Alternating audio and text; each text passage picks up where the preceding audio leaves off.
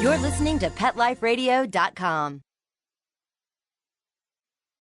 You've had a long day at work, and you can't wait to just get home, take off your shoes, plop yourself down in your favorite chair, and relax. You walk up to your tranquil residential home and your neatly manicured lawn in your quiet suburban neighborhood, put the key in the lock, open the door, and... Yes, the pets have gone wild! What were you thinking? Welcome to the show about everything you always wanted to know about exotic pets, where to get them, what to feed them, and how to care for them. You'll even find out why some people live with a monkey. Now, here's your host, exotic pet expert and author Bob Tart. Hey, Bob, what were you thinking? Hi, this is Bob Tart, author of Enslaved by Ducks and Foul Weather, and you're listening to What Were You Thinking? I'm here with my wife, Linda. Hello. And this time around, we have sort of an unusual show. I call this the podcast that wasn't supposed to be a podcast because I'm sharing with you something that I recorded for informational purposes, and it turned out to be so good and have so much good information in it that I decided it would make a good show. Yep, I think I knew it would. What happened was, in early December, my sister Joan and her husband Jack came over for my birthday. And it's January right now. What's the date today? 10th, somewhere around there. Somewhere around the 10th. And I should let everyone know that even though my birthday was a month ago, you're still welcome to send me lavish gifts. Absolutely. Yeah, just email me at bob@petliferadio.com, and I will give you an address where to send the gold bullion. So anyway, Joan and Jack came over to visit, and I opened my gold bullion from Joan and Jack. Them. Yeah. And then we started talking, and I asked Jack if he would give me some background information because I'm writing a new book called The Funnel of Happiness, and it's a book about our 6 cats. But I also wanted to include Joan and Jack and the story of at least some of their 12 cats. And in particular, I wanted to include the story of how they obtained a few of the feral cats that were outside. So I really wanted to get it right and get it in Jack's own words. So I just set up the MP3 recorder on the coffee table. And made it easy for him to talk about it. Yeah, and so I just kind of interviewed Jack, not for a podcast, just for informational purposes. Right. And because of that, you're going to hear a lot of sounds. Not that you're not hearing a lot of noises in the background now. You hear that anywhere in this house. Yeah, you're hearing Linda putting the teacup on the table, and you're hearing Otis, our ringneck dove, hooting away. Dove. And some other birds making sounds, and probably in a minute Bella will start ringing her bell. Let's see if I can encourage her a little bit. Ring your bell, Bella. Oh, there she goes. That was with me the the first cups. time and her the second time. So anyway, there she goes. There's Bella. So you will hear me jingling a bell, playing with our cat, and anyway, it's mostly Jack talking. But also my sister Joan pipes up a couple times. She wanted Jack to tell the story because he was the mastermind behind getting these cats. And then you'll hear Linda in the background too. Now, Linda, why don't you just say a little bit about what you like about this interview with Jack? Well, I just admire both of them so much and all that they do and their great concern that they have for the outdoor cats, and they just have a heart for trying to take care of and be concerned about the outside animals. And this story is so wonderful because it just shows what a loving spirit they have for the wildlife and for creatures that can't always watch out for themselves, and so they have people like Joan and Jack to watch out for them. And this is just a wonderful story, and I'm just so pleased that there are people that like this who really care for animals and how they feel and whether they're suffering or not. It's just a real wonderful heart that they have for animals. But you also pointed out that in addition to being a good story, there's some real good information in this too. For people that themselves might wonder how to catch a stray cat that they keep seeing in their yard, or the neighbors might be talking about this stray cat. This is very good informational purposes of showing you how to catch a stray cat. Yeah. So I think this will reach out and touch the lives of people who may want to help some animal out in the wild that just don't know how to do it. Jack here will tell you a way in which he did this very thing. Yeah, and he'll tell the story, but basically the problem was, this was a few years ago, there was a stray cat and two youngsters, and the youngsters were, as Jack told me, they were quite scrawny and they were quite young. Didn't he say they were just, 3-4 months old, he thought? Something like that. And it was very cold outside. That's the thing. He was getting really concerned because the weather was very bad. So he wanted the initial idea was he wanted to bring them inside and then take them to the vet and get them spayed and or neutered. Right. And I think originally they had planned to release them again.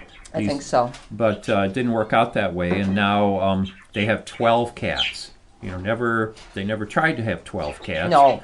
But they do. That's the way it worked out. And I also want to say how, I really admire them, because years before I ever had any interest in animals, Joan and Jack were rescuing squirrels and pigeons and taking in dogs nobody wanted, and she is in a way sort of shown me the way, because she's been really good with them. So that's what the show is about today. So I think you'll really enjoy it. So I guess we'll get into the interview now. So this is my brother-in-law Jack Smith and my sister Joan Smith, and we are sitting in the living room, and that's it. Hope you enjoy it.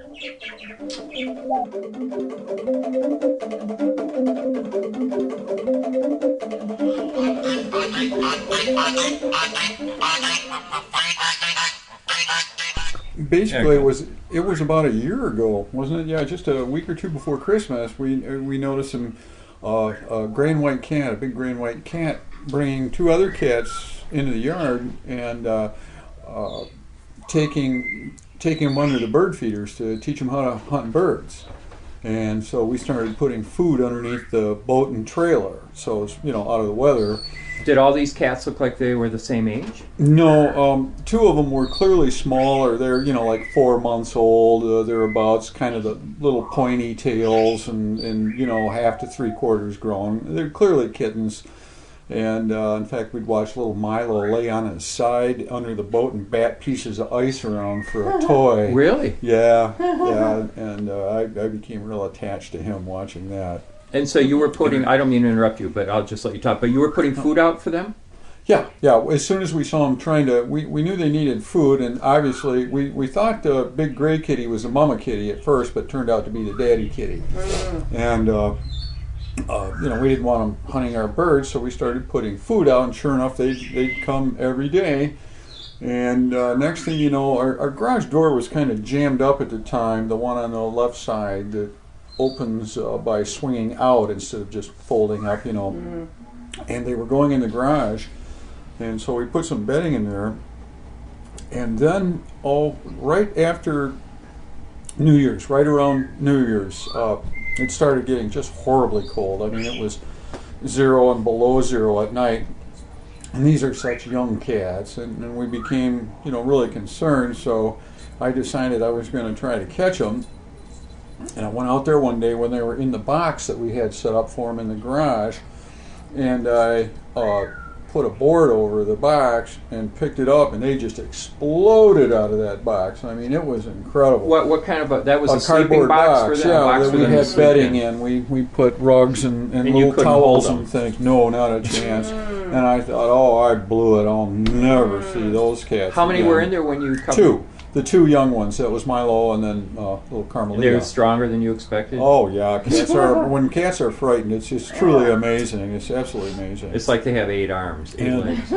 So at this point, when it was getting just so horribly cold outside, we decided we've got to do something. We got to catch those young ones. We've just got to do it. And because we noticed that I thought they'd never come back after the box episode, but they did. They started coming right back under the boat and eating. So we bought a couple of live traps over at Harbor Freight Tools, and because they liked the garage so much, I put one in there. But I noticed they're so narrow, I wasn't even sure a cat could turn around in there. These like the raccoon-sized ones, or how big? They're About that wide. 10 inches wide, 12 inches maybe, Right, and right. and on the cold garage floor, you know, I was afraid that you know, if we left them in there, they'd freeze to death. 'Cause Right. they can't really move or stay warm. So we sent away online and got this little remote camera.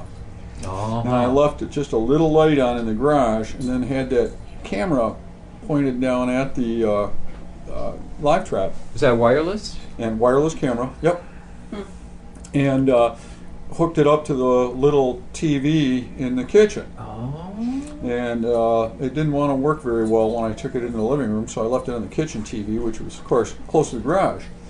And I moved a cot into the kitchen and was sleeping in the kitchen watching this stupid monitor all night.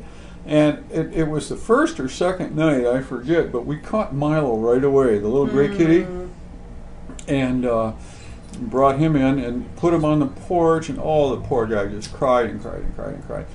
And so I, reset the trap, but Carmelita, the other young one, just wouldn't go in the garage anymore, just wouldn't do it. And she'd come and eat, but she was so skittish. And I tried for days, staying up almost all night. I was just sleep deprived after days of this. And the reason you're staying up is you didn't want them caught in the trap and freezing. Right. Yeah. It was one of those periods where it was getting up to 5 degrees during the day and going down below 0 at night. And they're young kitties, didn't have a lot of hair, and they were pretty skinny, and so I finally gave up on the garage, and after several days, and started putting the live trap out by the boat. In fact, I put one in the front yard too, because we'd often see them out there. And after a night or two of that, all of a sudden I noticed that, because I could watch out the window for this one, I'd set the alarm. I slept on the couch and get up every hour on the hour all night and go look, and there was just enough light out there you could see if the door had triggered closed or not. And it was a good thing, because I was getting so sleep deprived at this point. I was getting punchy from it. It just crazy. And sure enough, by golly, the door was down one early morning about I can't remember, it was real early in the morning though. And I went out there and got more than I bargained for, because Ember, or the mother kitty, was in there with Carmelita. And had you seen her very much? No, I hadn't really seen her at all. In fact, we thought the gray kitty was the mama kitty at first, and instead of the calico. Wow. Because and Dr. Lemke told us that the family structure and the social structure for feral cats is different than house cats, and that the fathers will often play a major role in raising the kittens, and they tend to stay together a lot more. And but it was readily apparent that this was the mama kitty, because as soon as we released him on the porch, little Milo ran right up to her and just cried and rubbed and purred, and I mean, definitely knew that was mama. And so that's kind of how we got them. Wow.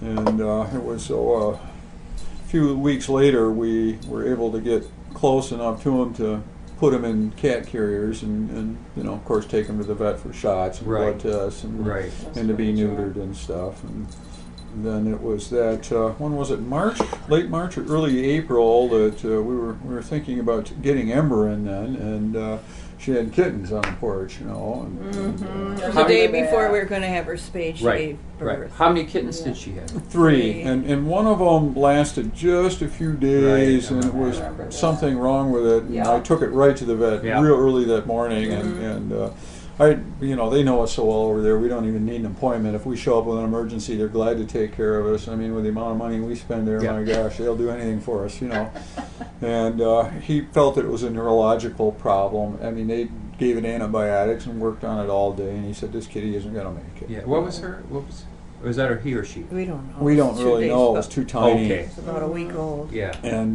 then, of course, the other two, Sherlock and Watson, the two that we have now. Okay, we will be right back to my talk with my brother-in-law Jack Smith after this word from our sponsor.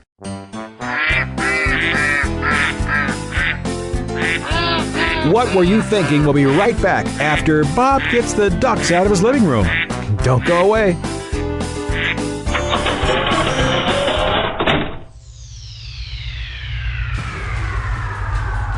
Greetings, human. What planet am I on? Welcome to Pet Planet. Here's a copy of Pet Planet magazine, Florida's most informative and fun pet resource magazine. It features heartwarming stories and informative articles from local and national pet experts. Excellent. Pet Planet magazine offers Operation Planet Rescue, helping rescued pets find new homes. And it's available at 500 locations in South and Central Florida and 24/7 on the internet at petplanetmagazine.com. If you're out and about with your pet, you may be featured in Paparazzi, candid pictures of you and your pet. For up-to-date pet-friendly events, activities, and pet-related services and products, Pet Planet Magazine is your final destination. I shall take this magazine home with me. Back to your home planet? No, to my condo in Boca. Pet Planet Magazine. Check them out at www.petplanetmagazine.com or 352-394-8578. It's out of this world.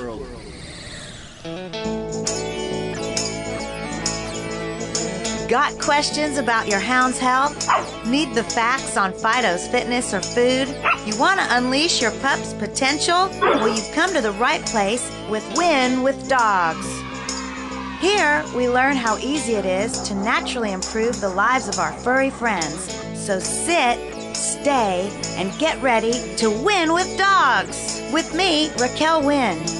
Exercise, nutrition, interaction, and love make for one healthy, happy hound. Give yourself the gift of knowledge, on demand, every week, right here at Pet Life Radio with me, Raquel Wynn, and Win with Dogs.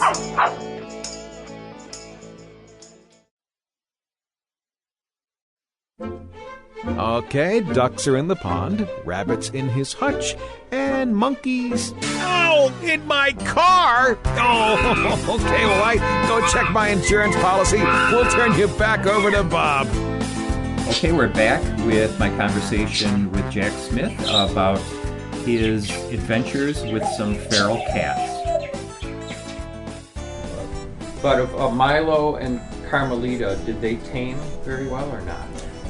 Carmelita was just coming around a little bit, but then it was last Thanksgiving when I was up north. Suddenly she became very ill, and then died a few days later at the vet. But, how about Milo? Milo, he's a little funny about you petting him, but if you don't move up to him quickly, you can pet him. And when I stretch out on the couch, he always snuggles up to my feet.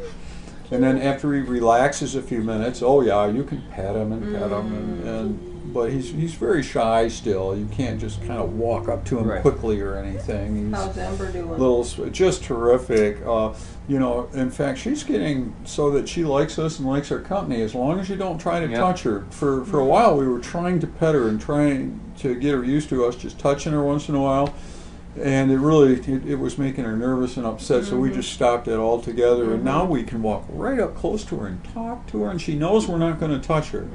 So she's just happy as a clam. She comes in and sleeps on the couch and on the kitty climber right next to the couch when we're on it, and she's really very sociable with the other cats, and she just doesn't want us to touch her, that's all. Well, now when you first had the porch cats, you were spending a lot of time on the porch trying to get them used to you, yes. right? I was just about living out there because they couldn't come in the house. And you wanted them to get used to. So didn't you watch movies out there? I took a TV out there. I even bought a little inexpensive DVD player, and then I would sit there hours at a time because I wanted them to become used to people. And of course, then when we found out they had feline leukemia. We didn't know what we were going to do. And finally, Dr. Lumpke just suggested that we inoculate the rest of our cats because it's such a good vaccine they have now, and there's really very little chance.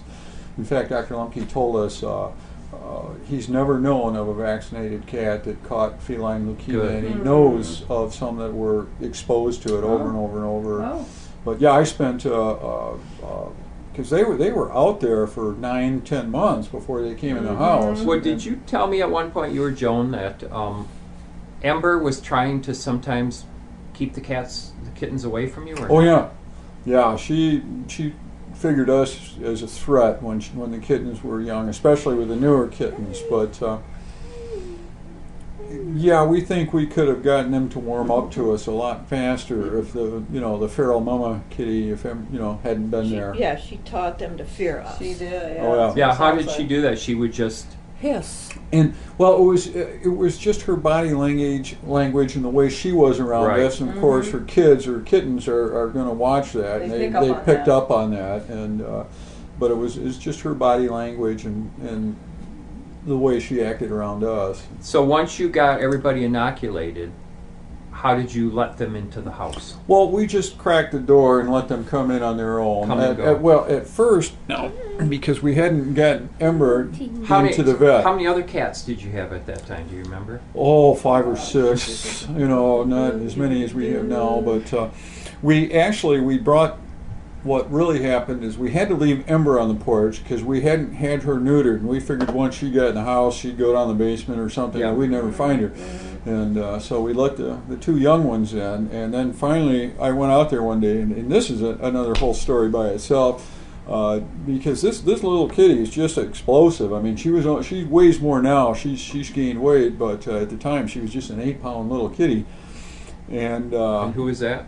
Ember. Oh, And Ember, I right. mean, this is when we were kind of reaching our hand Right. out near her, and she would just explode. That was just an incredible amount of energy, this little tiny cat. So when we decided we just couldn't wait any longer, we had to get her into the vet, and we had to get her spayed and blood tested and so Yeah. forth.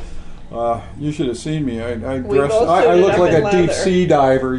Coats and We both I suited up had in welding leather gloves. coats. I had goggles on and a hat Yeah. and Oh, my. and I bought special gloves that came up to here. yeah, up to the elbow like welding gloves. And then Joni held the cat climber door up in the air and open, and I just grabbed her and kind of Oh, that stuffed must her have in. been And Stuffed her scary. in. oh yeah, it Oh, was. If I hadn't man. had a heavy leather jacket and gloves Tore and you up. everything else on, She can You know, shred things. What did the vets Oh, do in my. that circumstance? what they do Sedate 'em. is they put like a plastic tent over the live trap or the cat carrier, and they gas them. They So do? they're almost unconscious or thereabouts, and then they give them the regular anesthesia, but they don't I even didn't know try to that. handle them. And then Really? before they come back to, they just make sure they're right back in the kitty carrier. And then as soon as we got her home, we left her out on the porch a day or two to recover, and then we just opened the door, and we figured she'd come in and stay in, but she still likes the porch and spends a lot of time out there. I wondered And about that. Well, how did the other cats do when you let them in the house?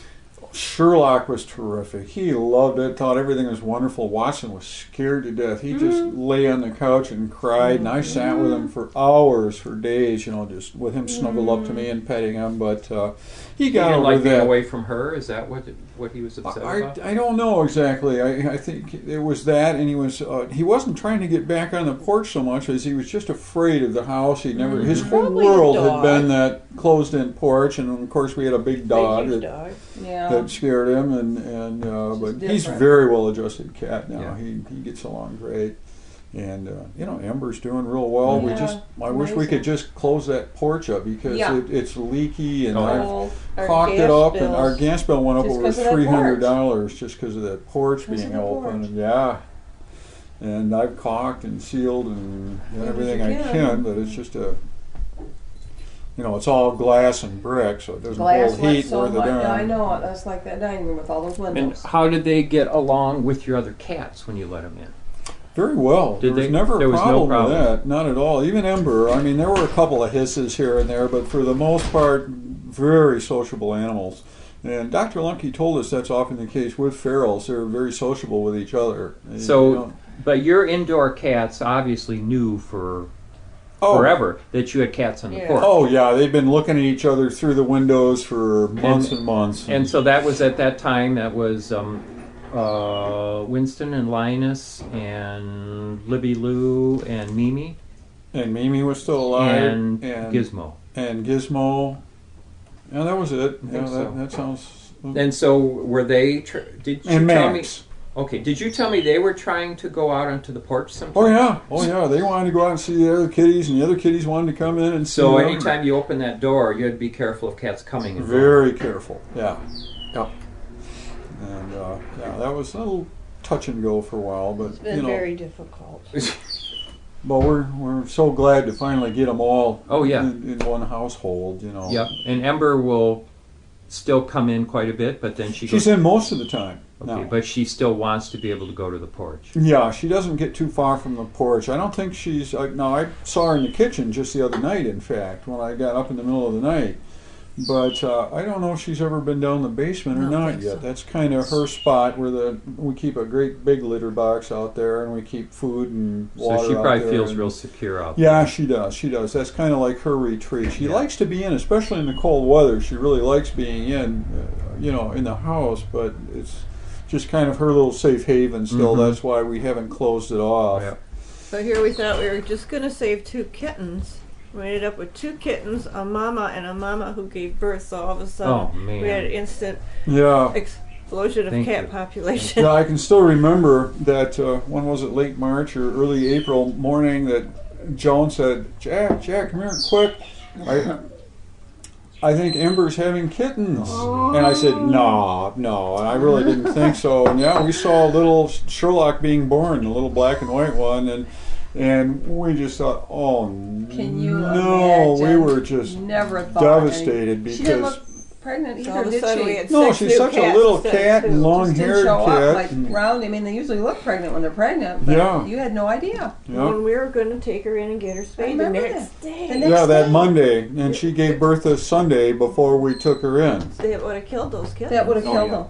Yeah, that's right. Well, I don't think Dr. Lemke would have done the surgery. I think he would have felt the he would have at least told us, and if they were that far along, I'd have said, no. Who's Dr. Lemke? He's the head vet at Plymouth Road Animal Clinic. Plymouth Road. Just a wonderful guy. Just a wonderful guy. Yeah, he's terrific.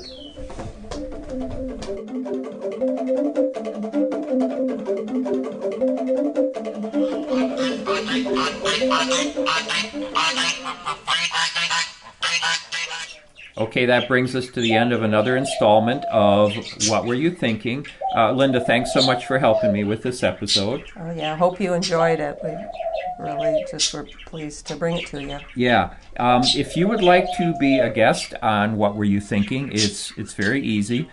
Just email me at bob@petliferadio.com. That's all it takes. Email me at bob@petliferadio.com.